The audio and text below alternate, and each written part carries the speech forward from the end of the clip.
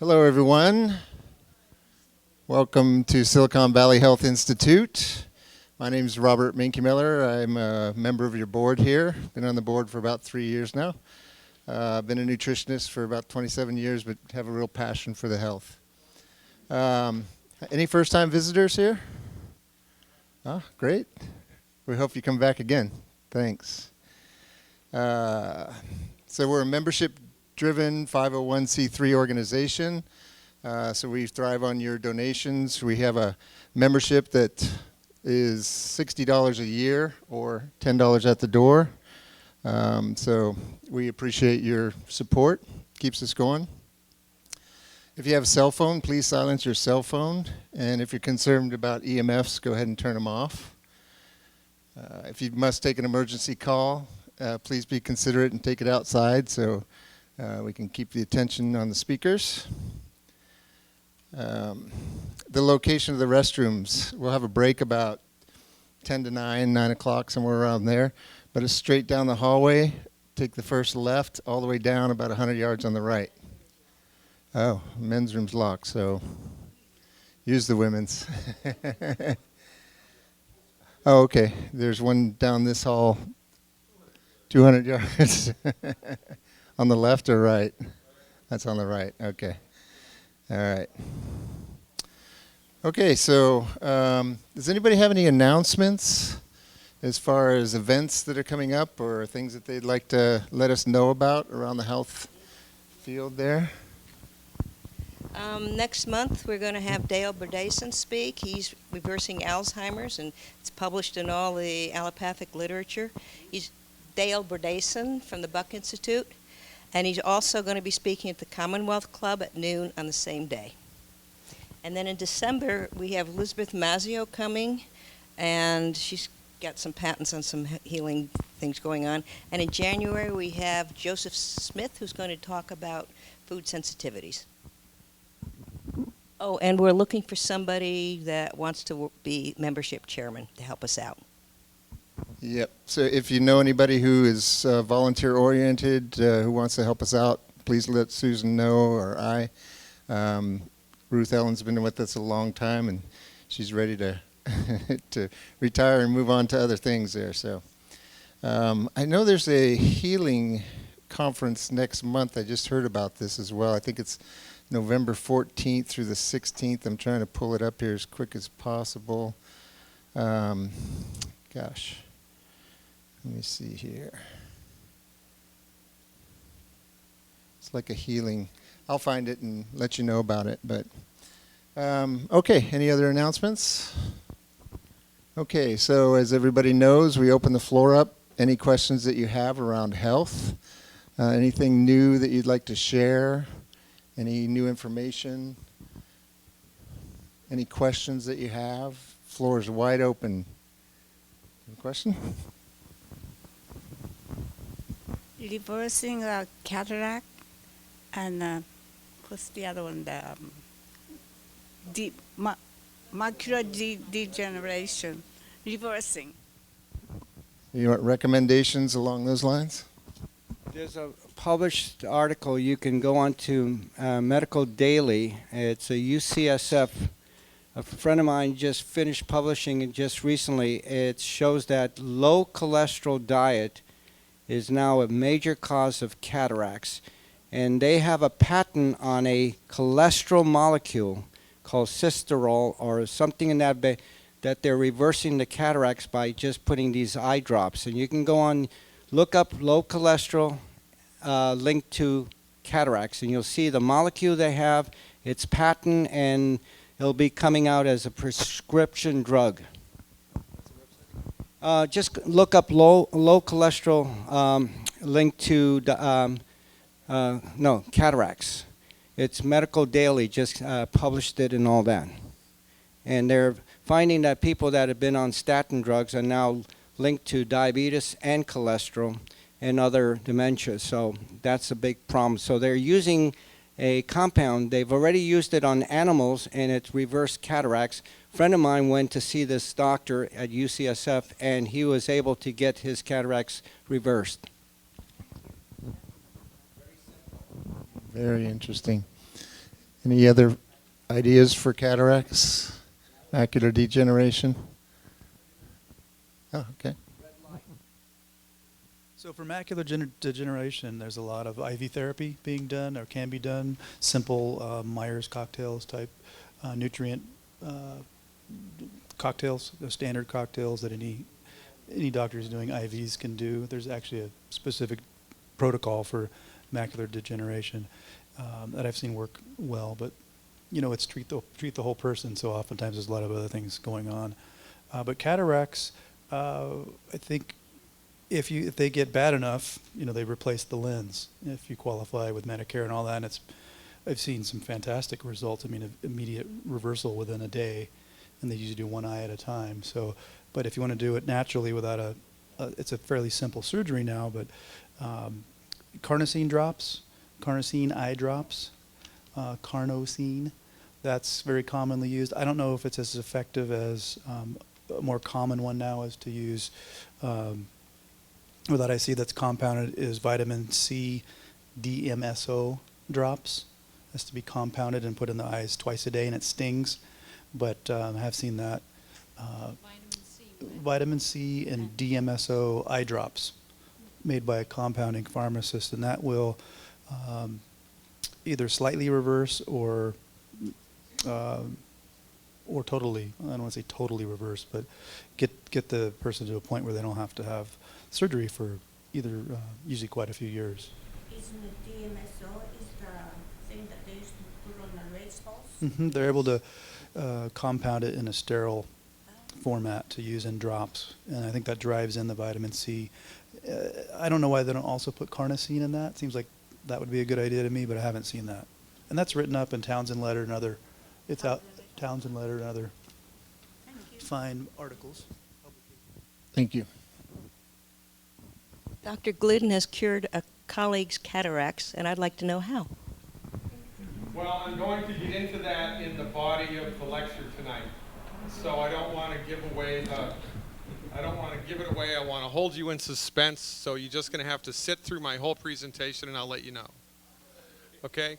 But we believe that macular degeneration happens because of two things. Number one, consistent consumption of foods that are pro-inflammatory to the body. Number two, chronic lack of nutrients that the body needs in order to keep the macula healthy. The body has a fire department. Most people are unaware of this. The body has a police department, which is the immune system. Everybody knows that. But the body also has a robust system which puts out the fires of inflammation, which are just a natural part of life. But if you eat the wrong food all the time, those fires get bigger.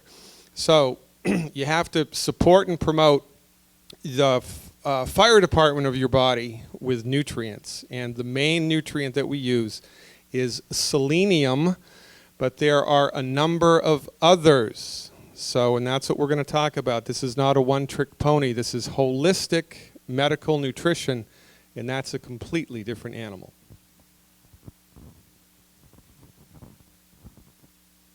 Also, I've used for 20, 30 years with macular and cataracts LED red light, infrared, or any of those.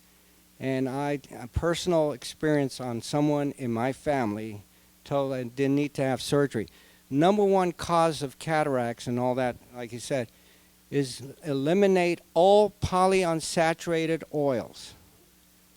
Unsaturated oils is the cause of electron disturbance in the mitochondria, and these scientists at UCSF who made this discovery, and I sent a friend of mine who's an MD at UCSF, he works in the radiology department, had his cataracts completely reversed by these drops. And if you remove polyunsaturated oil from your diet, because it robs the electrons from the mitochondrial Krebs cycle, you can Google it, you can see it, that polyunsaturated oils are the leading cause of many diseases. And by increasing certain saturated fats in your diet, like butter and cream, you can actually improve all that. And iron, it has an affinity to, there's a whole study in Buck Institute and Tori Hagen of University of Oregon, Linus Pauling, also doing the research. Lipofusion is caused by polyunsaturated and iron oxidation. because it has a great affinity to iron and oxygen. And you can Google it up right now, unsaturated fats and glycation and lipofussion and all that. You'll see it in mitochondrial decay. And I was talking to Guarante and Sinclair about that, and they agreed that it's becoming a very prominent thing in that area with mitochondria damage that unsaturated fats have. So just be careful. No canola oil, sunflower, safola. Stay away from that. And olive oil, butter, cream, coconut oil, that's what you should be eating. But LED red light is simple. It works. Just put it a minute or two every day, a couple times a day. Avocado? No, it's an unsaturated oil. It's got too high of a unsaturated to saturated fat. It is a high monosaturated, but it's, there's a lot of evidence. You look it up and you'll see on all these oils. And phosphoric acid, be careful with that. Phosphorus pulls calcium out of your joints, so be careful with that too. And look up Glotho gene, K-L-O-T-H-O. It's a gene in the kidney that controls a lot of the aging factors, and you'll see the phosphorus, an indication for Glotho. And you'll see that if you have higher calcium intake versus phosphorus, you have better bone density and all that, and cartilage. Okay, any other questions?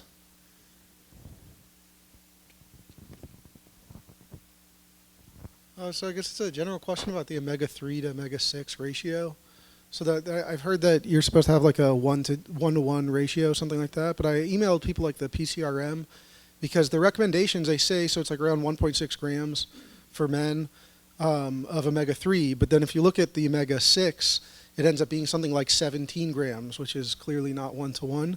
And I asked, like, why are they saying that? And it seems maybe it's because 17 grams is just how many grams the average person eats, or because, like, the recommendations would be too strong. Like, if they told you you have to stay 1-to-1, they'd be telling us don't even eat a tablespoon of peanut butter a day or cashews or something like that. So, anyways, I'm just wondering, like, about more evidence of the 1-to-1 ratio being good, like where that comes from or what people recommend.